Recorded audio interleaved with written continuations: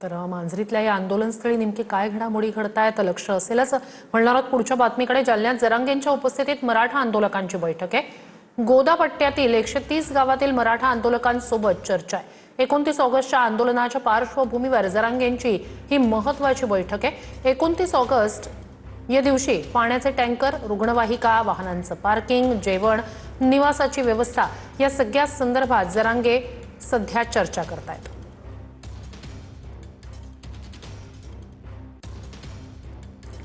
जरांगे यांनी आधीच आता सांगितलेलं आहे की आता माघार नाही आणि सरकारला सोडणार नाही। तर 29 तारखेपासून जे पुन्हा एकदा उपोषणासाठीचा निर्णय जरांगेंनी घेतलेला आहे त्याच संदर्भात मुंबईत हे आंदोलन केलं जाणार आहे। एकीकडे त्यांचे समन्वयक आझाद मैदानाची पाहणी करतायत, दुसरीकडे याच आंदोलनाच्या पार्श्वभूमीवर मराठा आंदोलकांसोबत ही महत्त्वाची अशी बैठक मनोज जरांगे यांची म्हणतायत।